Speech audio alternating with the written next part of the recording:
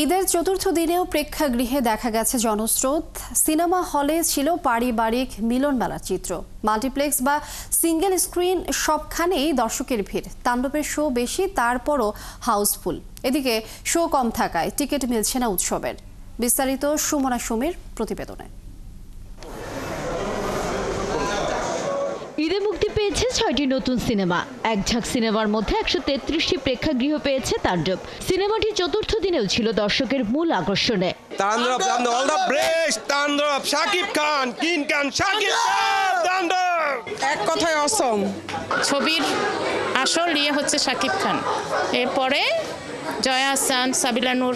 খুবই ভালো লাগছে, ভালো লেগেছে। আমি হলে বসে সেদিন দেখলাম প্রথমবার সিনেমা তাণ্ডব, দেখলাম, ভালো লাগলো, আমার কাছে খুব ভালো লাগলো। এবং দর্শকের যে পার্টিসিপেশন, সেটা আসলে আমাদের ভালো কাজের ইন্সপিরেশনটা আরও অনেক বেশি বাড়িয়ে দেয়। এবার ঈদে আলাদা মাত্রা দিয়েছে নির্মাতা তামিম নূরের উৎসব সিনেমাটি। নির্মাতা আগেই জানিয়েছিলেন পরিবার ছাড়া দেখা নিষেধ।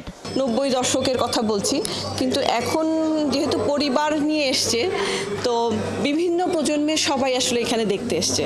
তো আমরা আসলে যেটা ভেবেছিলাম যে 90 দশকের দর্শকদের সাথে কানেক্ট করতে পারবো, কিন্তু দেখা যাচ্ছে কি এখনকার জেনারেশনের সাথে হচ্ছে কি এটা কানেক্ট করছে, বা ওরা বুঝতে পারছে যে আচ্ছা এই সময়টা এরকম ছিল। সময়ের সাথে সাথে হলে যেমন বাড়ছে দর্শক, তেমনি দর্শক টানতে ব্যস্ততা বেড়েছে সিনেমাগুলোতে অভিনয় করা তারকাদেরও।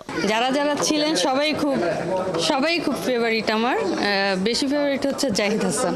ওনারা অ্যাক্টিং থেকে মনে হয় সামনে চলে এসছে। এটা আসলে আনএক্সপেক্টেড একটা বড় কিছু ছিল। আর সবচেয়ে মজা লাগছে, আমাদের আগের নস্টালজি হয়েছে অনেকক্ষণ ধরে, সেই আগের মতো মনে হচ্ছিল সবকিছু। দর্শক বলছেন সামাজিক স্পন্দন ফিরে এসেছে বাংলা সিনেমায়। তবে সিনেমায় এই পারিবারিক উৎসব আশা জাগানিয়া। এনজয় করেছে আমি, মানে আমাদের একটা ফ্যামিলি সবাই মিলে দেখার মতো একটা সিনেমা। খুবই ভালো লাগছে, অনেকদিন পর। It was really like wholesome একটা মুভি ছিল। ফ্যামিলি নিয়ে দেখার মতো খুবই ভালো, feel good type of film, emotional. অবশ্যই আমি খুব ইমোশনাল হয়ে গেছি। জাহিদ হাসান, আফসানা বিবি আমাদের ফেভারিট। সিনেমা প্রেমীদের অভিমত, ঈদের সিনেমাকে ঘিরে পারিবারিক ও সামাজিক নস্টালজিক মুহূর্তগুলো হয়ে উঠেছে উচ্ছ্বাসের যোগ্য।